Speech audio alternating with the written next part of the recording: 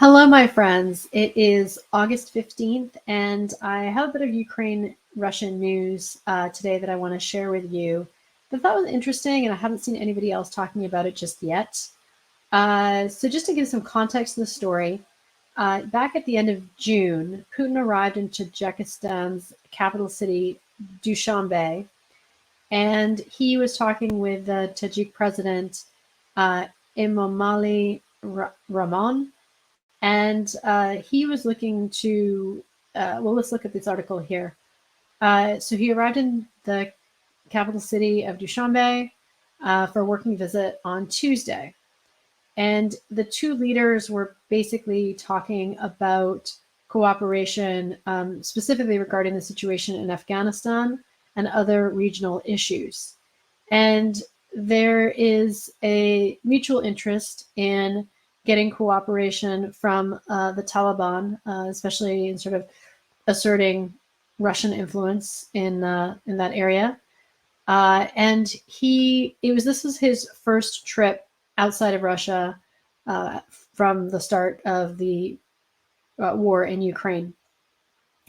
And here's another story. Again, he considers Tajikistan to be a friendly country. So Putin visits friendly Central Asia on first trip during war.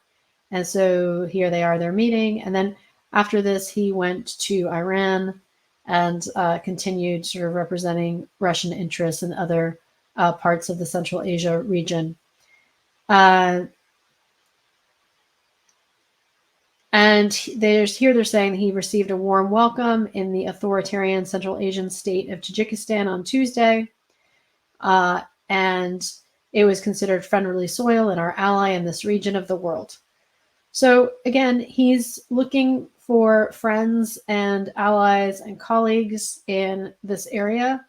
And there's been multiple talks with Iran, with Azerbaijan. But here it's saying Russia has been at pains to show it's not under international isolation, despite unprecedented US and European sanctions imposed over its attack on Ukraine that have severely restricted its ties with the global economy. And then here's going on to say Indonesian president would meet with Putin as well. And that is the story. Now, moving on to a little bit more information about what the agenda was. So Russia working on Taliban ties.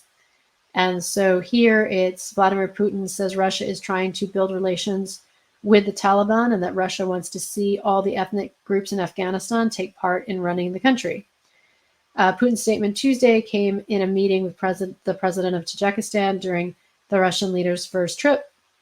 And Tajikistan, which hosts a Russian military base, has a long and porous border with Afghanistan and is wary of Islamic radicalism that could seep into their country. So Putin says we are doing everything so that the situation in that country normalizes. We are attempting to build relations with the political forces that control the situation. We're working from the premise that all ethnic groups in Afghanistan, as was already said, must properly participate in running the country. Although Russia designates the Taliban as a terrorist group, the Taliban have representation in Russia, and a delegation attended the recent St. Petersburg International Economic Forum. So that, again, is a little bit of what the agenda was. And so, again, another article, just recapping this.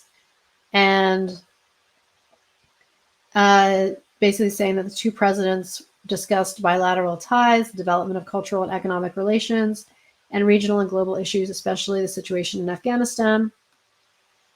And so,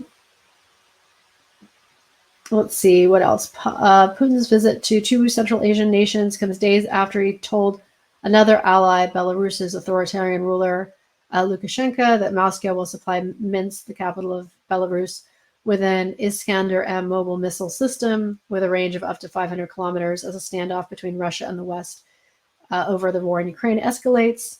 Russia, Belarus, and Tajikistan, along with Armenia, Kazakhstan, are members of the Collective Security Treaty Organization, or the CSTO.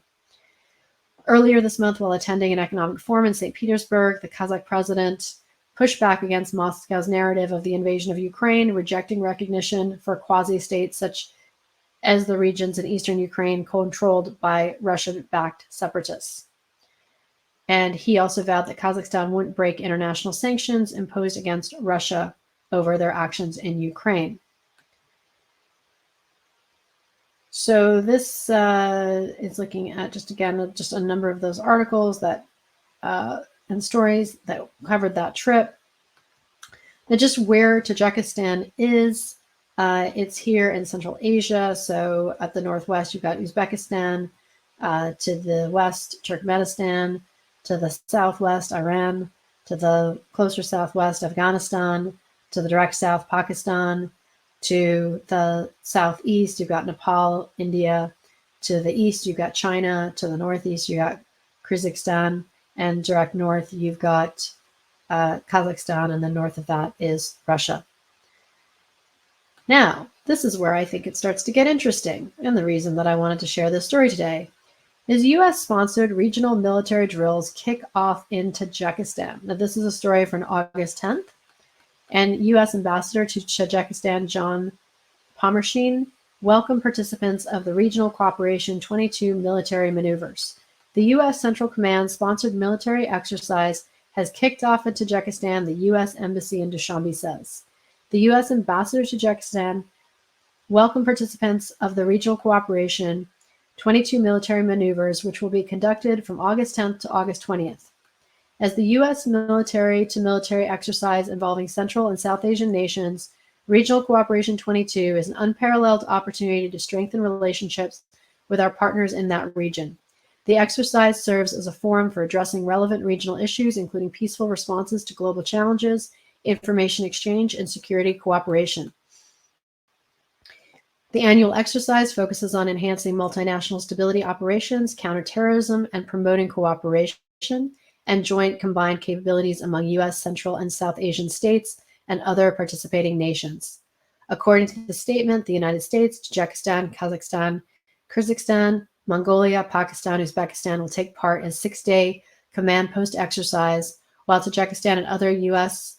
and the United States will conduct a 5-day bilateral field training component of the exercise at the training center.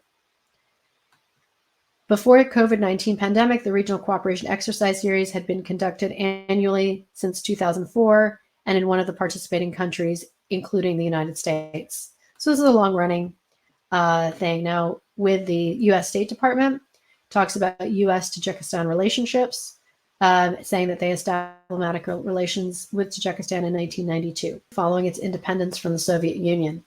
Since that time, the United States has supported Tajikistan's independence, sovereignty, and territorial integrity.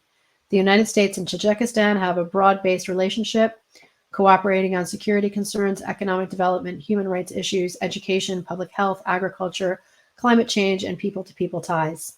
In 2010, the United States and Tajikistan launched an annual bilateral consultation process to enhance cooperation. And so coming back over here, again, this is just more articles just talking about the 30-year partnership with the United States and a little bit more about Tajikistan. This is their flag, country in Central Asia. And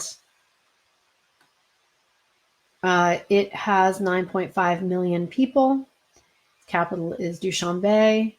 It is sister cities with Boulder, Colorado. And let's just jump into the Wikipedia page. So it's got ancient cultures, and it is a sovereign country that dates back a few thousand years. But it was part of the Soviet Union. Okay, so this is the story that I thought was really interesting. This comes from a Telegram channel. I've translated it. Dear subscribers and guests of the channel, Russia President Vladimir Putin is extremely dissatisfied and very annoyed with the Regional Cooperation 22